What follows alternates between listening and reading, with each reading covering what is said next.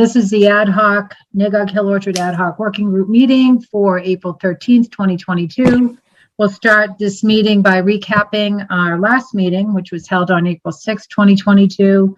We're going to have group member staff updates. We're going to talk about the RFP and the lease, get an update on that. We're going to continue discussions about removing the prunings at the orchard, review the action item calendar, and discuss next steps. So as everybody will recall, at the last meeting, we moved forward with scheduling a community cleanup on Friday and Saturday of last weekend to clean up some of the clippings that had been left behind. And Amy was wonderful in coordinating an online sign-up sheet. Sarah was great too, as far as coordinating people on the ground, as well as Jen and Tom, to get that initiative going. I think it was very successful. We talked about the number of responses we've had so far from the RFP, and we talked about pesticide application and next steps. So we'll go forward now with group member and staff updates. I'll start with you, Joe. So if you could just give us an update about what's going on with the RFP and things like that. Sure. So, and I think I mentioned it last time, we're at 12 unique downloads, meaning that they registered on the website for unique downloads. I do know that I received a call last week from someone who had seen it on the listserv, Mass Growers listserv that UMass had put it out there. So he was actually calling in regards to seeing that posting. So now it's getting some eyes on it. This morning was actually it was optional. People don't need to attend. You know, it's very often when you're doing, hold on, let me, Paul just texted me. I'm just emailing him. Oh, did he need the link? The link, yeah. Okay. I wish I could. Do you want me to send it to him, Joe? I just copied it and pasting it in an email. Okay.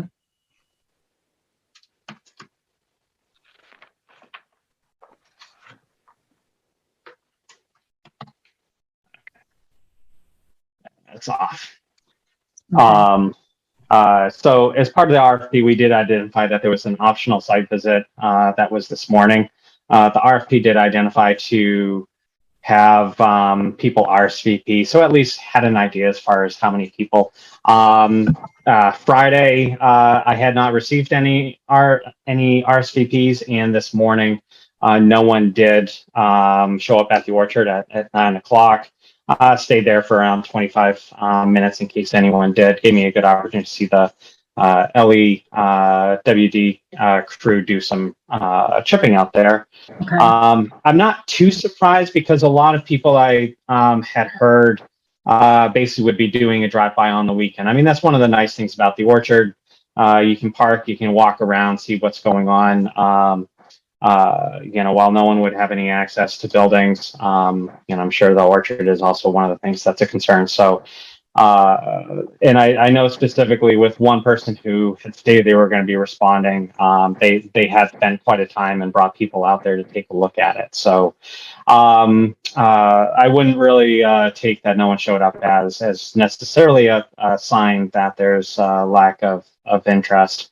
But I was hoping to at least have a couple people stop by. I can get right into, as far as on a staff level, we had communicated with between our office, the DPW director, as well as the light department, just sort of like a brainstorming session on Monday afternoon to try to figure out what town resources could we bring. And you know, myself, sort of the tree crew person from the light department, Steve, the DPW director, Anthony, and myself, also were joined by Tom Clancy just to sort of talk about things and then go out in the field and see what was there.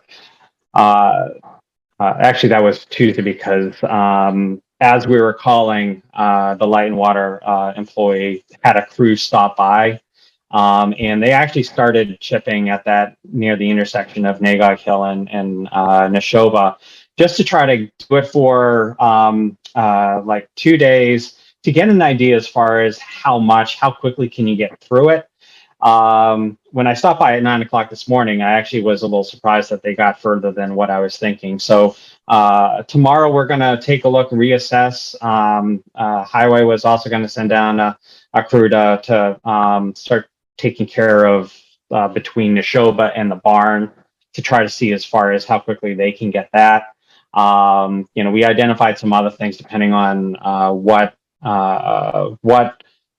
lack of or what kind of progress we're making. So I'll be able to send an update tomorrow once I talk to people and just at least let people know as far as how far that we got over a course of a good day and a half of staff working on that. Okay. They were chipping it directly into the back of a box container, so that at least it can be dropped off at the transfer station, where they handle yard waste and tree clippings and all that. So it's not being deposited on the orchard. Okay, that's great. Thank you. I'll go now to Sarah. Yep. So just as a point of order, we referenced that volunteers were there Friday, Saturday. They were there Saturday, Sunday. Thank you. So the overview, and Joe, I don't mean to disregard you, but they chipped things that were already in place. They probably Correct. chipped the easiest that you could do. And then you probably saw that they got stuck. So no, I didn't even hear about that. No. Well, so I'm curious of the crew that met. Did you all go up and walk on Tuesday to get a full of? What we were trying to do was to basically the areas that were pulled forward to identify how quickly we can move through those areas, knowing that we still have to deal with majority of those aisles either had stuff at the other end, or there was still material halfway down the aisles because you could just see that from the road. But we didn't have a sense of how far can you go, how much material can you chip, and then what is going to be sort of reasonable from a time frame. Right. So Joe, anyone that drives a truck can realize you can't get down those lanes with the truck. That Correct. Truck and chipper that's there has no access. It has no real being on that property. It's going to get stuck. We had small tractors and a Kawasaki mule that got, that doesn't do well. What you're seeing is very deceiving. We are less than 50% done. So, correct. I mean, to walk the back sections, I can't even tell you how many hours we spent on chainsaws, and your DPW crew is just not going to have, it would be estimated to take weeks to do that. So I'm surprised that there's no conversation about the berm pile. I'll give you my update. I didn't know that chipping was going to go forward. So, that's great. I'd like to know what cost associated with the last 2 days. And the fact that they only got 3 rows done, that was probably the most uniform you could do. But I feel like the committee members have no input and no say in this. So if you're looking at prevailing wage to bring someone in, that ship has already sailed. I met with a lane clearing person who was highly recommended, who has done orchards. And so I got a quote. So, but if you're looking at now waiting to open it back up for prevailing wage, it's going to be months because now everyone's so busy. So, and I'd like to know what we're doing with the berm piles. Okay. Yeah. And so thank you, Sarah. I didn't realize chipping was going to go on either. Right. So I'm going to be quite frank with you. I am very perturbed that someone had to tell me that they were chipping, and then for me to see that they got stuck is just infuriating. Okay. Yeah, I appreciate that someone lined up, and that I think it was Littleton Electric Light came out, right, Joe? To do the chip. Yeah, because we have no way of. Last we said was that they were supposed to chip on the Neshoba side, which we, upon walks, agreed that it was the easiest access for them. Let them go ahead and do those 2-3 rows right there. They can park on Neshoba Road and drag. I never knew that we were going to bring a heavy truck and chipper onto the property. Right, yeah, I didn't know that either. So, So I'm done with my update. okay. All right, but Sarah, you had emailed something today, correct? Yes, I met with a land clearing, so the cards are in there. $2,200 a day, estimate 2 days, perhaps 2.5 days, can get it done probably within the next week and a half, especially in the areas that have the branches in the lanes, it can be chipped in place. So my question was going to be to ask UMass if we can chip it in place safely. Okay. And Sarah, what's the concern when you say safely? No, meaning for the trees, for any type of mulch. Okay. Yep. They just did a orchard up in Sterling that had been, all the trees had to be taken out. So they're a land clearing. So they basically have a big mulcher attachment that basically comes in, sits on top of the piles and chips it in place. And then when it's in the lane, it just mows down the lane and does that. Okay. In terms And of that was $220. $2,200 per day, estimated 2 days. Okay, Wow. That almost seems too good to be true. right. Well, Wow. when you actually ask people to do these things, everybody wants to help. But now if we're going to go ahead and wait, that's why I want to know what the town just paid out of their budget to have that truck and chipper there for not even 2 days. What's the rate of that the town is being charged? Nothing. It's in a budget somewhere, Joe. Yes. They're not doing Okay, it out so of the kindness of their what- heart. So what go I'm ahead, saying Joe. is it's within the light department's budget as far as Right. So they were that's not, trying that to. it falls in someone's budget. So it has an estimated per hour, per person estimate. That's what I'm asking. Okay. I mean, we can calculate it out as far as what that cost Right. would be. This was trying to identify what are we able to do and Joe, what is, all you had to what do is was realistic. ask people that volunteered, that have been there. They can tell you exactly what needs to be done. Okay. Can I step in here? I mean, if Sarah found somebody to do this in a fairly immediate time frame, why wouldn't we hop on that? We just found out about it today, Jen. Well, no, I mean, we all found out about it, or I found Yeah, out so we about can it, and totally hop on that. But Joe's response is prevailing wage. So how do I know what prevailing wage is? I went to the market. There's only one person that does it in this area, and I got a price.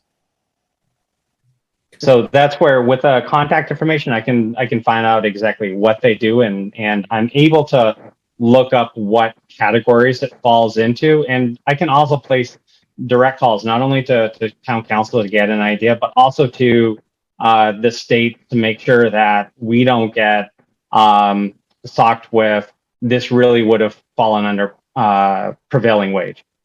So I'm able to easily So that comes back to the jump on same that. question. What did we just pay for the last 2 days out of the budget for the town? We'd have to follow up with Light and Water Department and ask them that. When I talked to Nick And Lawler, highways going out too now? So I just don't think, I mean, it's nice for them to do that, but there's not enough time and personnel for them to chip those 52 lanes. And Sarah, that's where I don't, is this I'm not trying to person say that available? that's the solution. right. Yeah, Yes, Sarah, the person's available definitely within the last 2 weeks and asked if we can work on a Saturday. Perhaps they can get it done within a week and a half. okay. Okay. They estimate 2 days. And Joe, if you want, the card is attached, so you Yep, can look I them got up. The town Yep. of Sterling has used them. Yeah, no, Sarah, and I appreciate you getting that information, Joe. So you have the card, you'll follow Yep. up with town council, Yeah. see what we can do to get them in here. Yep. And get the work done. Yep. You know, if Well, it's at that I price. put my neck out and I said I'd have an answer tomorrow for that person. So Okay. All right, well, we'll get them an answer tomorrow. We should be able to do that. Yeah. I appreciate you putting your neck out and reaching out to them, Sarah. All right, Joe, so you can work on that. Yeah. All right, thank you. Okay, Amy, did you have any update to share? Yeah, so the other day I did walk the circumference of the orchard to get a sense of what had been done other than what you can see from the road. And I definitely had a concern about the amount of work that's in the back of the orchard. There's some pretty gnarly trees and there's a lot of stuff stuck in the trees. So again, I think my overarching concern is with the time frame. The volunteers did a wonderful job and we can still use some volunteers, but I guess my question is whether we should be throwing some professional paid staff at that to meet the spraying time frame. That's just my observation from walking the back of the orchard. Okay, thank you. Do we have a sprayer secured? No, we don't. No, so the issue is I talked to our finance team and we have what, about $8,800, Joe? That's in the Yes, budget for this? Approximately. 9,400. Right, That's from the original reserve fund transfer request of 35 back in January. right. And we don't have access to any additional funds. So that's what our budget is. That's the number we're working with right now. So wouldn't you think the most important thing is getting the lanes cleared and the brush down? If we eat up 3/4 of that budget, then that's what we have to do. Because like Amy was saying, when you walk around and you look, and everybody has been there, Will, Paul, all you guys have been there and you've seen the amount of work. And I can't sleep at night thinking of those lanes being cleared. If we can just get that cleared this year and then maybe worry about mowing, perhaps we can get some money later on in the season and maybe hit the second spraying. But it is imperative we get that brush removed before the grass grows. We're really, Right. there's so many invasives and things. Yeah, Um, and the challenge is Charles didn't spray enough last year. And so if we don't spray this year, it's all for naught. Those trees are not going to go another year without being sprayed. Okay, So I appreciate that it has to get cleared, but we have to see beyond the next month. Yeah. So next week is school vacation. And just, Casey Kaldenberg, who I think is the head of the track team in Littleton, I know he's super community minded. I could reach out to the track team and see if their team would be willing to come out and clear the orchard for maybe 2 hours. I don't think they have mandatory track practice. Maybe, I'm happy to kind of organize that. They're a really nice group of kids. We might be able to get a few of them out there. So Amy, in our experience this weekend, we had 3 boys that came that I recruited from Sudbury. They worked 2 hours and that was it. And they were kind of big strapping kids and they have to be supervised. There has to be someone there. And in my experience, these dabbles of 2 hours is just not going to do it. You look at where we are now and how many hours we have completed. I think if every person that lived in the town put in 2 hours would be good. right. I think back to the original, if we concentrate immediately on the brush removal, whether it's, chipping or whatever, Sarah's guy is going to do, that is of the utmost importance. Yeah. Personally, I agree with you on that.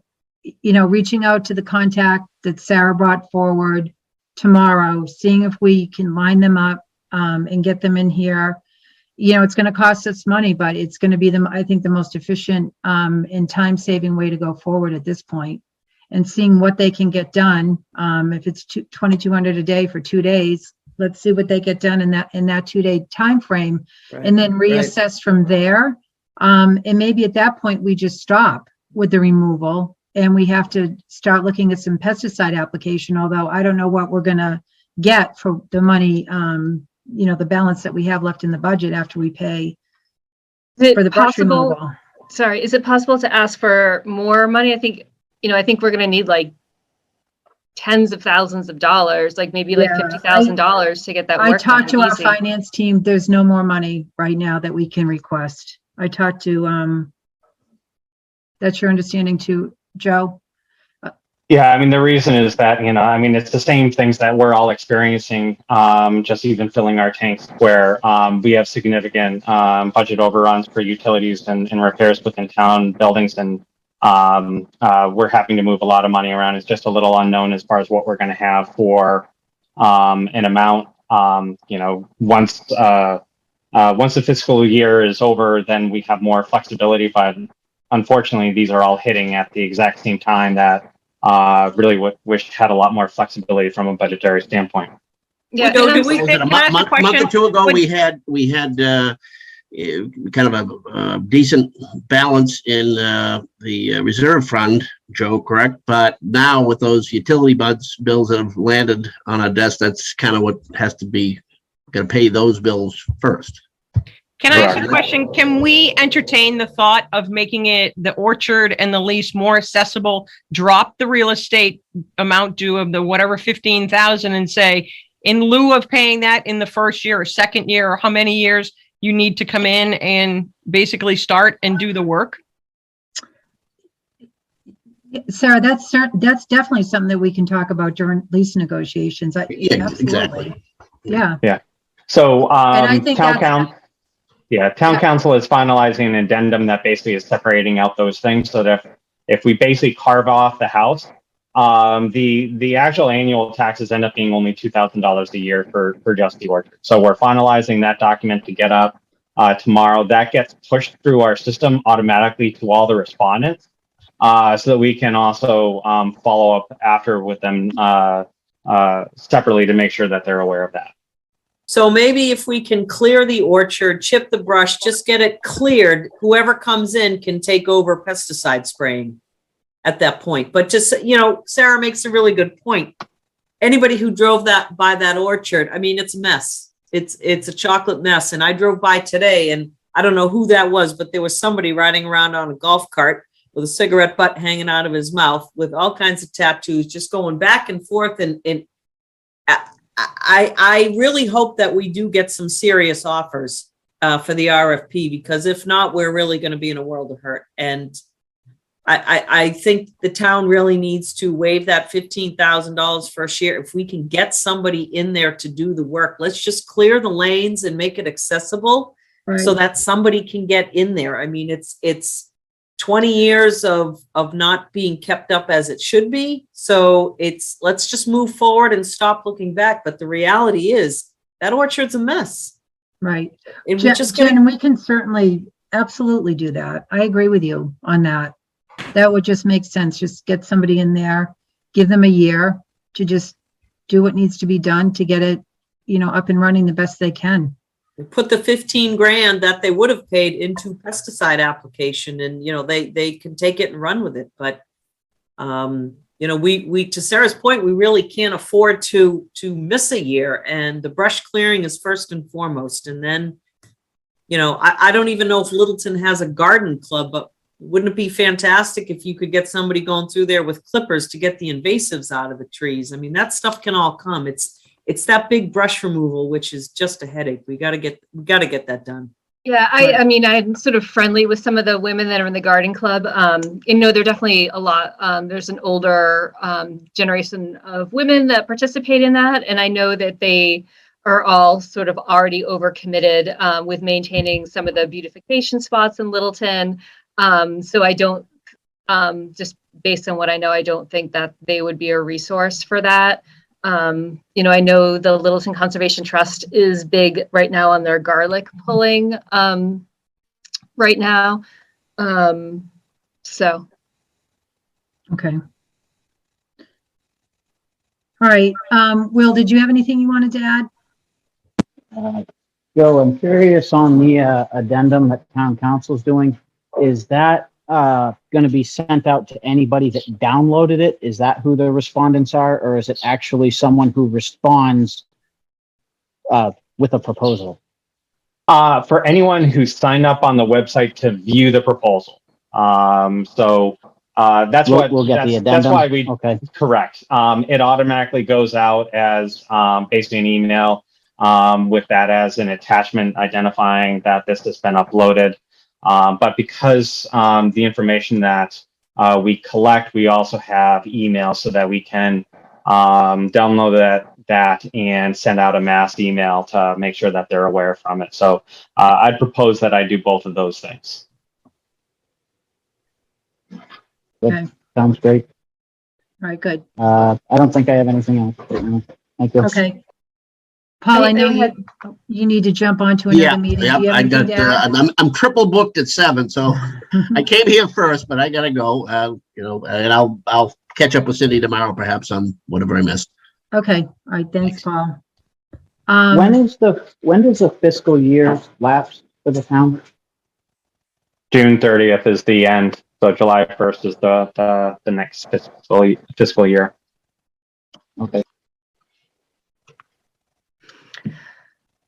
Okay, I know this question's been asked before. Do we know when that house will be empty? Just in case that someone else should arrive onto the property to do the work. Do we know when that house will be vacant? soon, hopefully.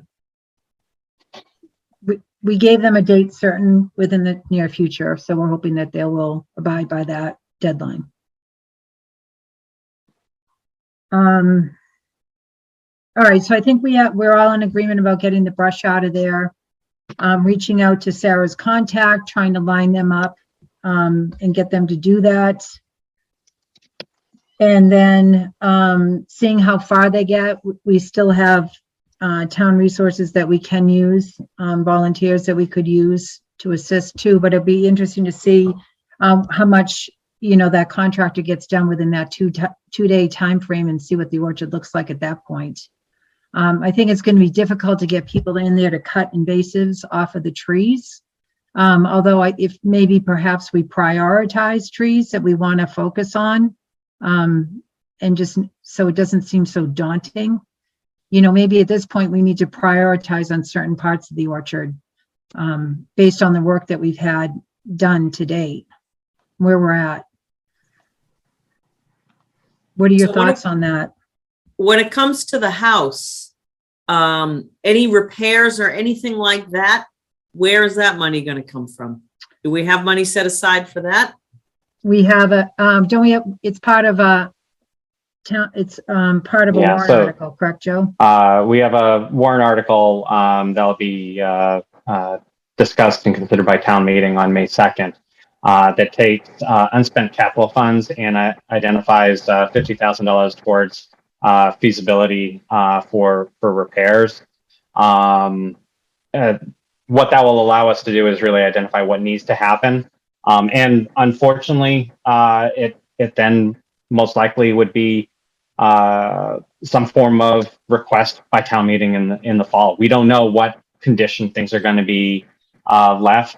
We know that there was issues with the heating system. How they got that to run, I'm still not quite sure, but they did. Whether or not that's just held together with duct tape until we get into do an assessment, we will know. And that's what that money is for. So, you're talking, if I had to guess, you're talking about the house may not be available for someone to use until next year.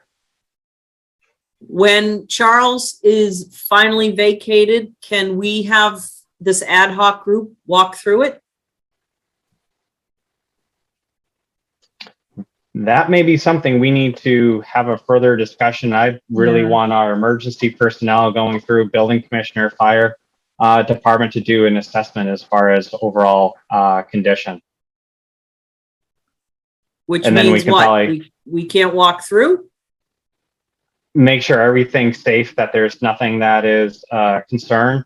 That may be just something that we have to follow up on. Again, I have no idea what the condition would be. I've only been on the main floor and down where the furnace is, and of course that is walkable and it's not dangerous, but I have not been in other areas that other people have and expressed more of a concern.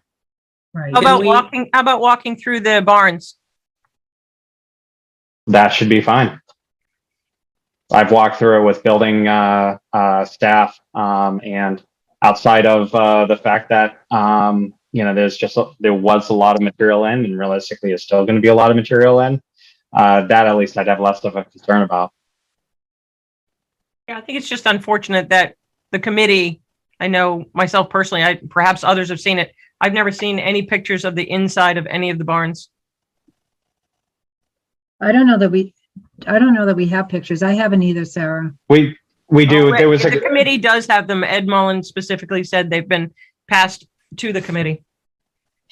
I think one of the concerns was also that because we were dealing with legal counsel on status of the buildings, I do have pictures, so that it is something that could share out as well. But we were also dealing with some legal issues that I think was just hesitant as far as making sure that it was widely distributed.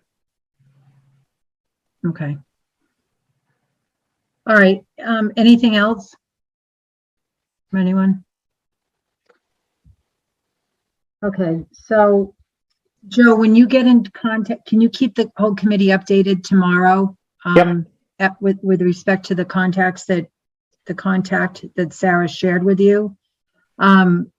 Just so that we're aware of what's going on with that. Is there any plans for Highway or Littleton Electric to go back out to the orchard to do more chipping? I'll check. I can also just tell them to halt, because I'm already starting to craft an email to Robert Heap, who Sarah gave me the business card, just to do an email introduction and mention that I'm gonna give a call tomorrow, just in case. You never know how late people check their emails. Right. If they're like any of us, that should be fairly late. To try to get some sort of information ASAP. Okay. And do we have any update about the burning, the piles that have been created, the burn piles, when the burn might take place? So that ends up being one of the challenges, and is one of the logistic challenges. In talking to Tom, he had indicated that tried to get a pile to light, but it was too green, and it's almost like you need to, he had said, ideally stockpile it up in the big field, but sort of at the crest of the hill, and light a large fire, and then using some sort of piece of equipment to lay the material on top of the fire. That at this time right now, he said he took some old boards from the barn, tried to get things to light, and wasn't able to. Okay. All right. I don't think that we're going to have any luck getting volunteers out there this weekend to do anything, just because it's Easter weekend. Does the group agree with that or not? Agreed. I mean, it sounds like if we could line up Sarah's guy, I'm just so excited when I heard this was a possibility. I mean, even if it takes the guy a week, it's still, the grass is growing, so the sooner the better. Right. And what are we doing about mowing, Joe? Do we know if DPW is going to be able to mow for us? So what we were talking about also the other day was we regularly advertise for seasonal help, and we talked about maybe changing one of the job postings for specifically identify mowing up at the orchard. So then we can be a little bit someone, rather than just being a general sort of labor. There may be then someone willing that's resident of the town, someone's son over a certain age, that might be a little bit more attractive than just undescribed sort of manual labor through the DPW department. Okay. I think, I like that idea. I think that would be good. And I just have one other question that just flew out of my head. So we've got the mowing. And what's the deadline for the RFP again? May 5th. Okay. All right. So the pictures that we do have, you're going to circulate those to the group? Yep. All right. I have those on my network drive at work, so I can pull that together tomorrow morning. Okay. And then give us an update about, Sarah's contact. Yep. And then once we figure out that time frame, and hopefully that can happen sooner rather than later, happen now, that would be Yep. huge. We can't do any burning yet. We're still on hold with the pesticide application, although we all agree that that's a priority somehow to try to get it done. So Is let's do there that. someone- Pardon me, is there someone that can just ask UMass if it's okay to leave some of the chips there in the lanes? I sent off that email to John Clements. So once I get a respond, I'll forward that out to the group. Okay. Yeah, that would be great, Joe. And then if you can just let us know too, just keep us updated about what's going Yep. on. Even if the, like the guys, even if town departments are planning to go out and chip, just shoot us an email and just say, hey, Okay. this is what's going on. Sarah's been great. She's really been boots on the ground as far as what's going on at the orchard, as has Jen, more so, I think, than anyone else in the group. So I think it's just helpful if we all keep those lines of communication open, Yep. just so that we all know what's going on a daily basis up there. Sounds good. Does anyone else have any other comments? Yeah, I'm sorry. Joe, sorry. On a side note, Joe, the gentleman, Robert, that I met with, he may have someone that does spraying. So when you connect with him, he was supposed to look into that. Just maybe I'll include that as, thanks for the heads up. I'll include that as well. Amy? And I'm sorry, you may have answered this question. If we only have $9,400 and we're definitely going to allot this to hopefully Sarah's contact, how are we going to pay for spraying?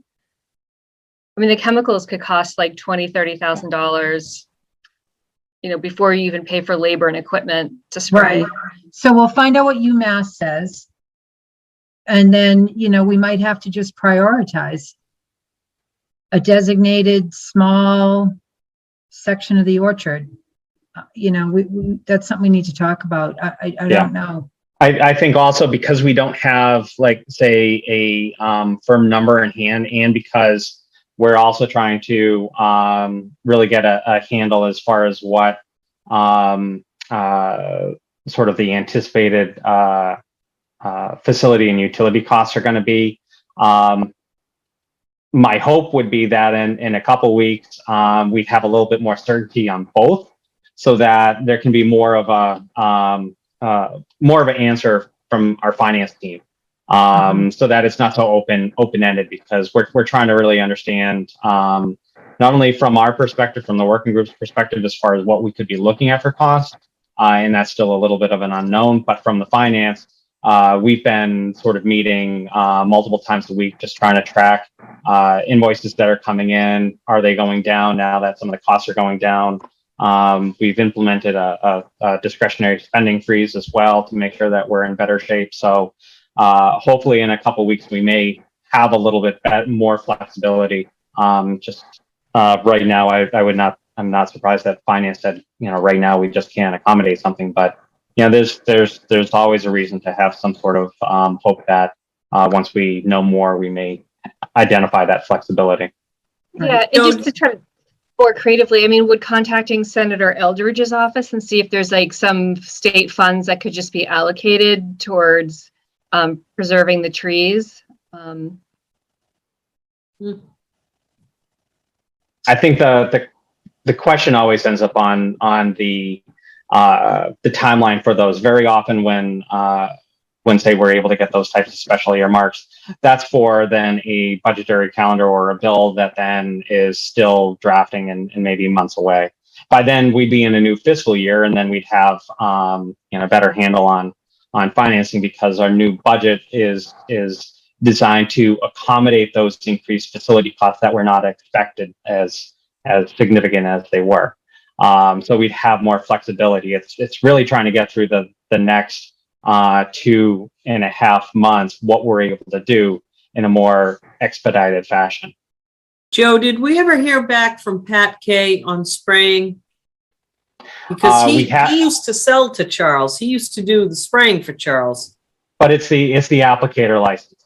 And he had identified that we're going to have a challenge. None of the orchards around us are going to, because, and I talked with most recently, I mentioned that there was a lead at the last meeting. My thought was there was a lead on Spring because he referenced specifically Pat Kay. He's someone that's interested in submitting a proposal for the orchard, and he has, it's one thing to have an individual applicator license, but he's like, if I offered to do it, I'd lose my applicator license. I'm only licensed to do it on my farm, on my orchard. You really need someone with a commercial applicator's license. And that's things that Pat had said. That's what Carlson Orchard had said. Sort of saying you need to find someone with a commercial applicator. Huh. Okay. Okay. All right, Joe. So we'll look for updates from you this week. Yep. I keep thinking today's Thursday, but it's only Wednesday. Only Wednesday. I know. Only Wednesday. It's hump day. Right. And then we'll plan on reconvening next week at this time and see where we're at. Joe, is there anything we can do to help you out? You see, it looks like you have a lot on your plate. So is there anything any of us can do? Right. I mean, a lot of this stuff is actually, these contacts. I mean, Sarah did the hard work and sort of established that connection. So at least it's easier to follow up. And then it's just making sure that we can identify the best way to do it. And that's where if this was someone else, private property, that was dealing with trying to figure out how to pay for all this work, this would be easy. It gets multiplied by 10 once you're dealing with municipality. But I'm hoping, because there are certain emergency provisions, I'm hoping that we can do things a little bit more creatively here to take care of these things. Okay. So in short, not really. It's basically just following up on these things. Once I get an email from John, I'll send it out and give you guys an update. Okay. Any other comments from anybody on the group? All right, so we'll plan on meeting next week at this time, and we'll look for updates from Joe. And I think that adjourns our meeting for this evening. Do you have a motion to adjourn? I'll motion to adjourn. Second. Second, thank you. All those in favor, Amy, Aye. Jen, Aye. Sarah, Aye. Will, Aye. and Cindy is aye. Okay, great. Thanks, everybody. Joe, thank you so much again for all your hard work. We look forward to getting those updates from you, and everybody have a wonderful Easter weekend, and we will see you next week. Thank you. All right, Thank you. thanks. Thanks, everybody. Bye. Bye.